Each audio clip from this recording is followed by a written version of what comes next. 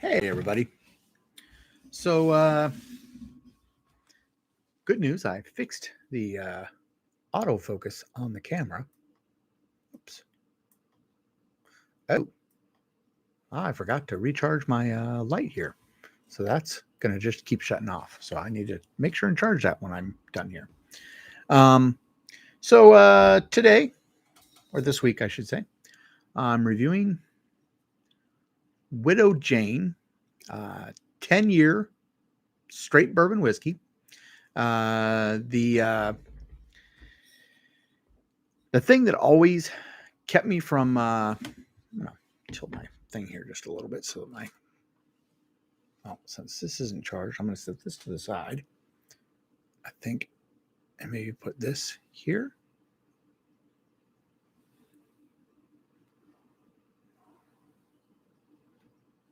There we go. Um, so the thing that always kept me from trying Widow Jane's was it was from New York, Brooklyn, New York. And I got to say, I was a little like, oh, I don't know, what could you make out of? I'm in Brooklyn. Come on. So, and it was also a blend. They are not grain to glass. So, I hesitated, but my wife went and picked me up a bottle. So, I was like, all right, time to buck up and give it a try. And I'm glad she did that because it's actually been a very, very good, very tasty whiskey. The most prominent note is spice. Basically, this is for people who the concept of Fireball would be nice, except all those cinnamon whiskeys are just sickly sweet. So this is if you want a little spice and you don't want it sickly sweet, Widow Jane.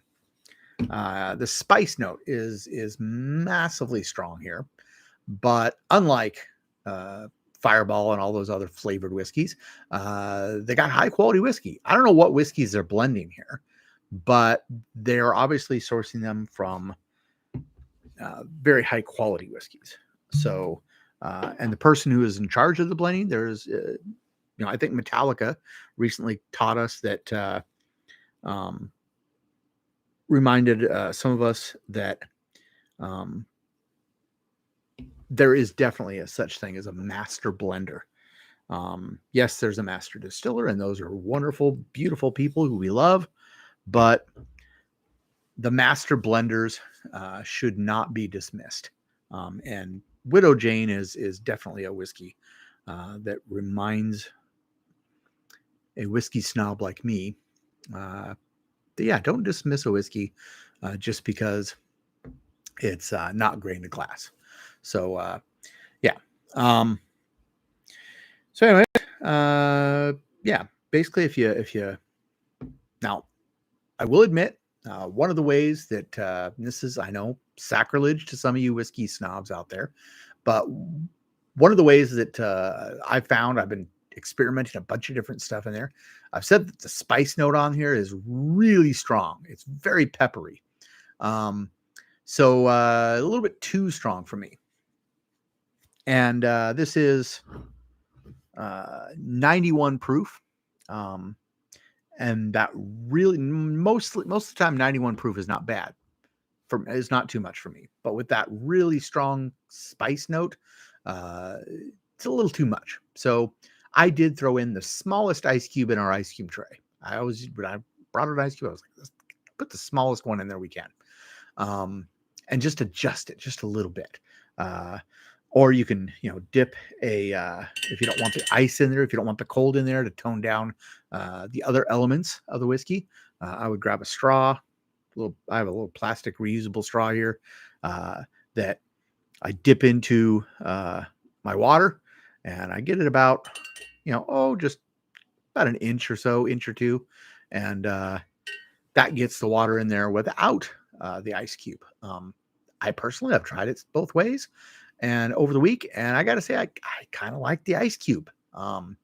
So, but I do like it with, like I said, the smallest ice cube I got. So, but anyways, yeah, that's what I have. That has been my experience throughout the week with Widow Jane 10 year. I've noticed that they have up to even a 14 year, um, and that makes sense because I've heard from many different whiskey distillers that the whiskey distillers, the grain to glass guys, here's their secret. They say 10 to 12 years is the magic number. Anything more than that, and it's basically for the people who don't really know a lot about whiskey, who are looking for something that's, I need to do air quotes here, smooth, which means that all the character has been taken out. You're going to end up with a very woody whiskey. The wood is going to be more prominent, and it's going to tone down things you don't necessarily want toned down. So, uh, notice that they only do 14 years, and I don't think that's because they don't have the warehouse space necessarily to make it a 20 year.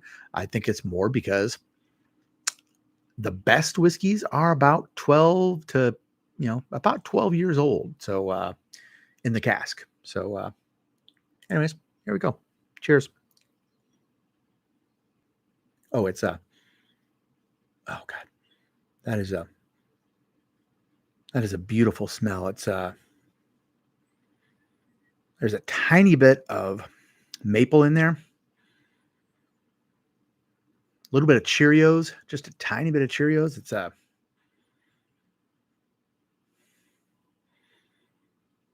and kind of a antiseptic smell, more like right after mom cleaned the bathroom. Just a small hint of it, a sousant. So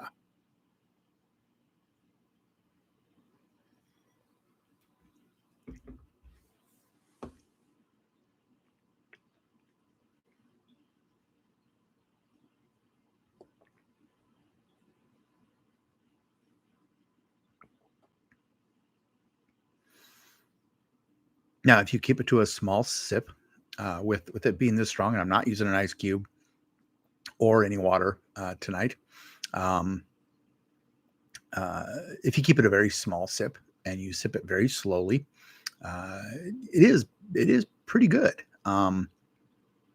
It's God, I am trying to figure out. I'm trying to think of like what. Uh, whereas the Fireball is kind of more of a hot tamales kind of cheap um, candy kind of a feel. I don't know. This has got something a little bit more. I don't know. Like if you went to uh, uh, like a craft candy maker, and that had a little bit of that spice, a little bit of that cinnamon in there. Um, but there's some of their spice in there that I got to admit I can't quite figure out what it is.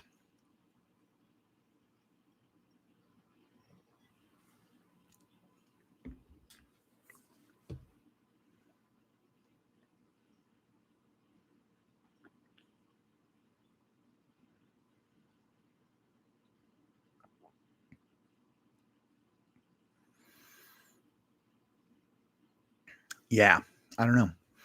Now, reading from their website, uh, what they say is they say that uh, let's see, it's vanilla. Okay, yes, vanilla, cinnamon, nutmeg. I find that interesting. Oh, and this is the aroma. Okay, maybe the nutmeg is what I was trying to think of, but it does have just a slight little antiseptic as well, which is kind of more of a cleaning smell, not really like a really, I don't know, like a rich person's bathroom. Um, the taste, yeah, there is just a little bit of maple, orange. Yeah, maybe that's it. Maybe that's it. I don't taste the cherry or the almond. And I would say the cinnamon is also very much in the it's not just in the aroma. It's actually more, the cinnamon is actually more in the taste. Um So I disagree with them on the aroma, that the cinnamon is actually more, and the initial taste, I gotta say that that cream or the vanilla, uh, is in the taste as well. Um, but, and the finish is just all, uh, pepper and cinnamon. Um,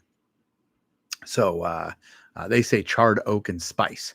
Um, but yeah, I'd say peppery and cinnamon, with just a little bit of the maple, but that cinnamon is very very strong on there, uh, on the finish. So, but yeah, so this is aged 10 years, um, and like I said, um, they do have a 10 year. This is a 10 year. They also have a 13 year and a 14 year.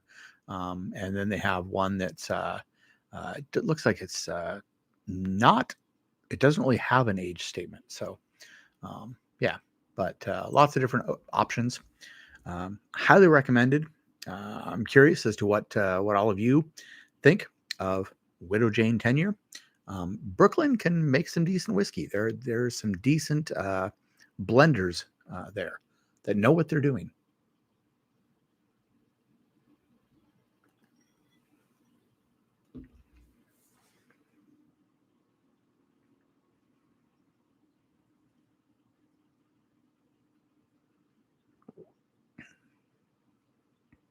Yeah, the vanilla and the cream on the initial taste is definitely prominent, but that finish, man, that cinnamon and that pepper really come in strong.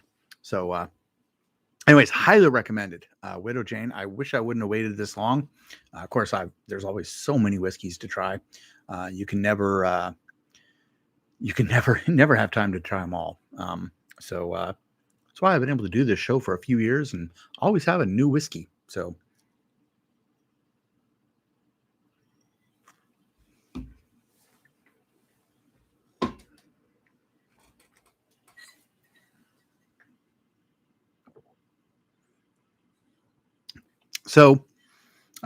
next week, this is going to be, maybe a little bit of bravery here on my part, because this is only a 7 year. Um, Now I've had whiskeys that were like months old in the cask that were phenomenal. So, and I've had whiskeys that were 20 years and were atrocious. So, uh, 7 years doesn't mean it's going to be bad. It could be absolutely delicious. You just never know until you drink it. So next week, I'm going to be trying Benjamin Chapman 7 year small batch, which means nothing. Some people say small batch, but that's not a regulated term, so it could mean anything. Um, Looks like it's 45 alcohol by volume. So that is 90, I think. I think that's if my math is at all correct, even though I really suck at math. Uh, those of you watching our Facebook page know that my brother is the one to go through for math.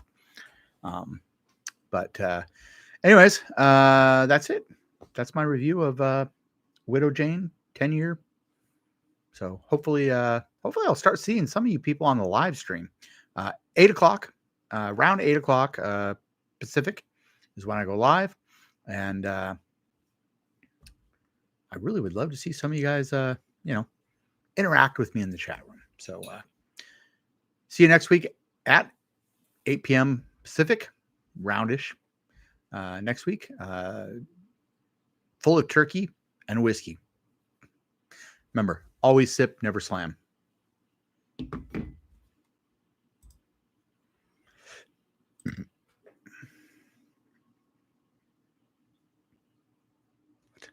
What? Yes, end.